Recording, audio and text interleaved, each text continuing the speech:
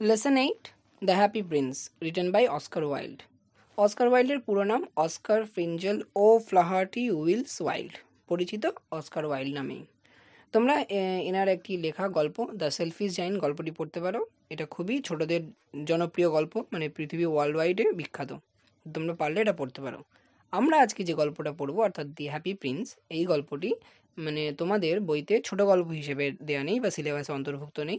এটা তার dramatise version, অর্থাৎ এটা যদি ওই গল্পটাকে প্লের আকারে বা নাটক আকারে যদি লেখা হয় যেমন হবে, আমরা সেই নাটক আকারে গল্পটি পড়ব। তো প্রথমে নাটক পড়তে গেলে অবশ্যই সেই মানে একটা গল্পের ওপরেই তো বেস করে নাটকটা হয়। তো সেই নাটকটা করতে গেলে বা সেই নাটকের বিভিন্ন চরিত্র সম্পর্কে জানতে হয়। তাহলে আমরা এখানে যে নাটকগুলো মানে যে ক্যারেক্টারগুলোকে দেখতে পাবো, তারা হচ্ছে প্রথমেই তো যার নামেই আছে হ্যাপি প্রিন্স।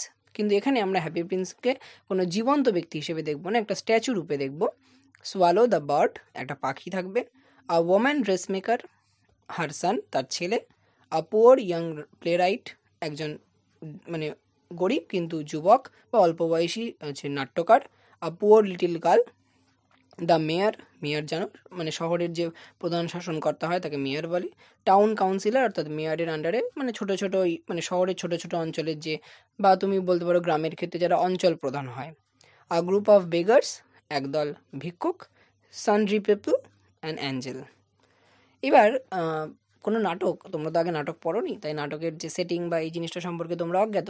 তাই নাটকের মূল বিষয় হচ্ছে মঞ্চস্থ করার আগে মানে ডায়লগ তো থাকবেই, কারণ ডায়লগের মাধ্যমে আমরা গল্পটা জানতে পারবো।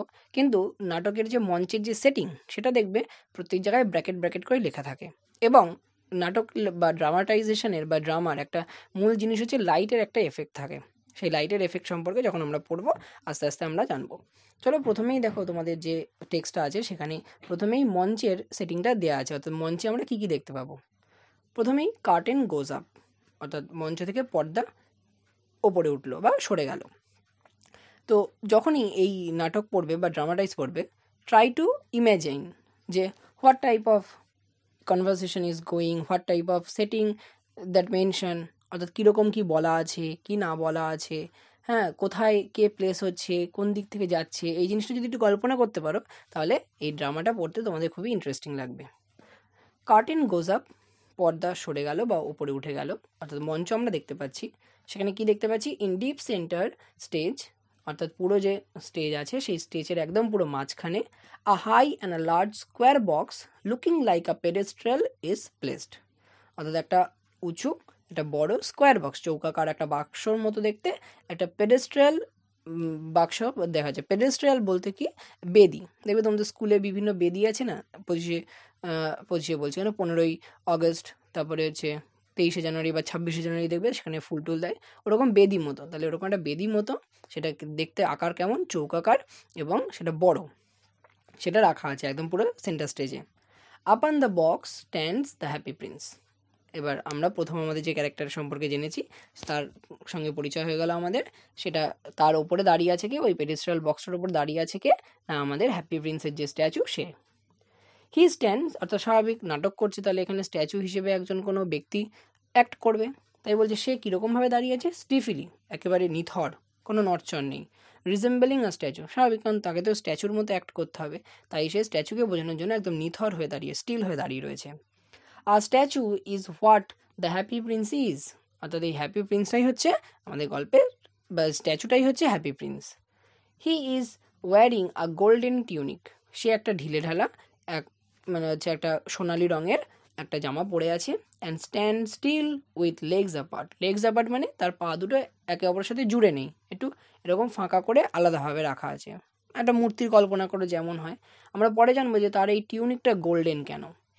His hands resting on the hilt of a sword, whose tip rests on the pedestal shaped box.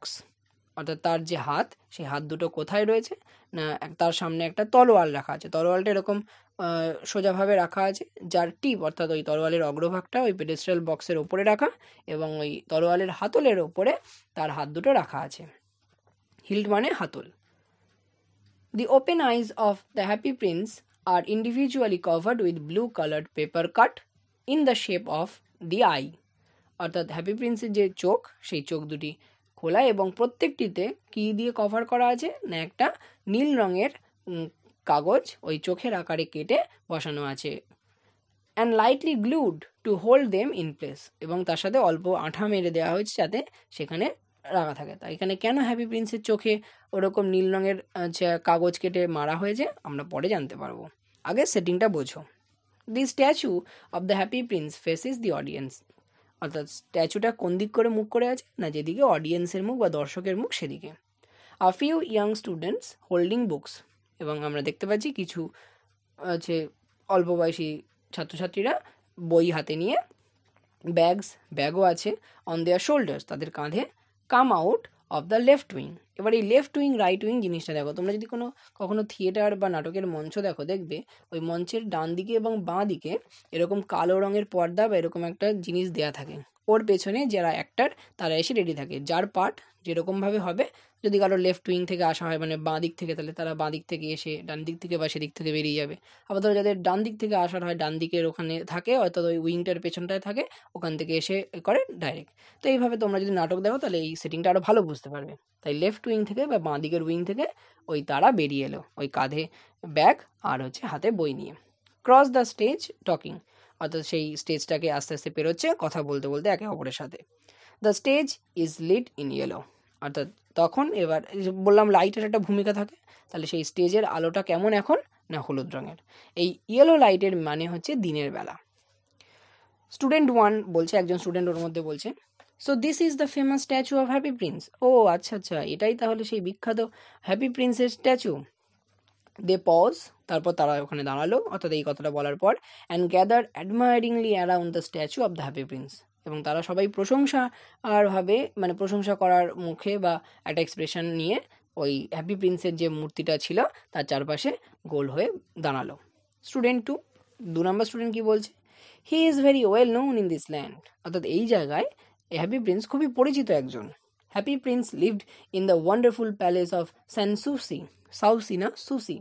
তাহলে স্যানসুসির সেই ওয়ান্ডারফুল, সেই চমকপ্রদ যে প্রাসাদ, সেই প্রাসাদে কিন্তু বাস করতেন। তাহলে এটা পাস্টের ঘটনা, তাই জন্যই স্ট্যাচু আছে।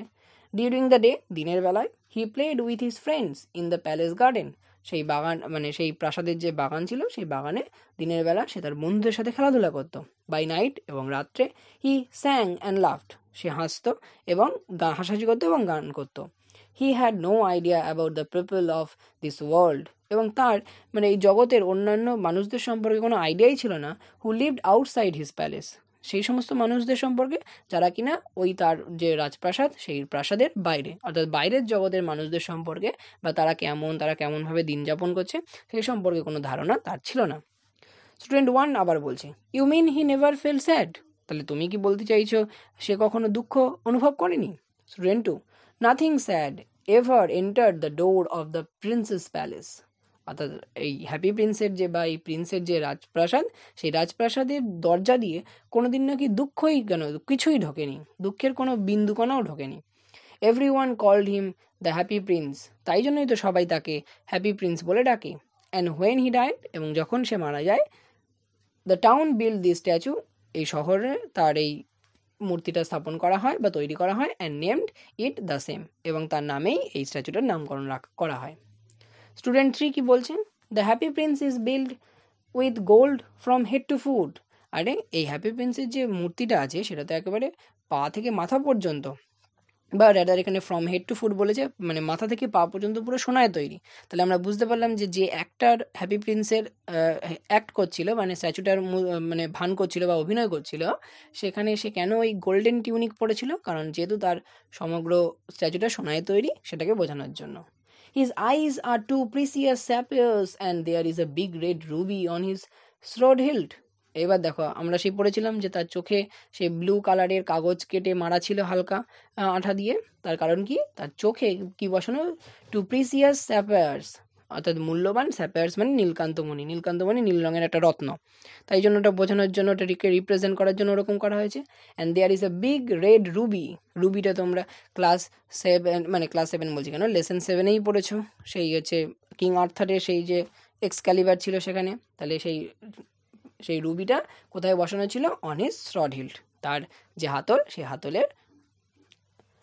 Student one glances at the princess happy prince with মানে মানে অবাক বা একটা প্রশংসার সুরে অবাক, বিস্ময় আছে, মানে কি বলবো, প্রশংসা মিশ্রিত বিস্ময়, এরকম বলতে যে এই শব্দটা সেটাকে ব্যবহার করা হয়।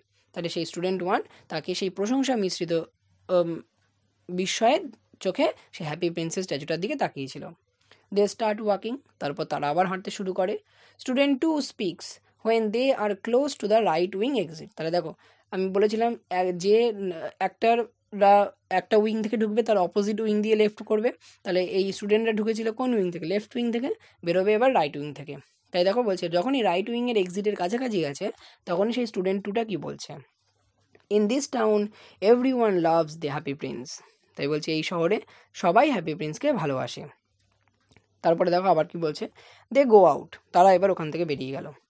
আ স্যাড টায়ার্ড লুকিং ম্যান, একটা দুঃখিত, ক্লান্ত, শীর্ণ, মানে ক্লান্তি ভরা মুখ নিয়ে আছে বা ক্লান্তি ভরা এক্সপ্রেশন নিয়ে একটা মানুষ ইমিডিয়েটলি এন্টার্স দ্য স্টেজ, সঙ্গে সঙ্গে সেই স্টেজে প্রবেশ করলো ফ্রম দ্য রাইট, অর্থাৎ তারা লেফট উইং দিয়ে বেরিয়ে রাইট উইং দিয়ে বেরিয়ে গেল এবং ওই রাইট উইং দিয়েই প্রবেশ করলো ওই ওরকম একজন দুঃখিত ক্লান্তি মুখে নিয়ে একজন ব্যক্তি।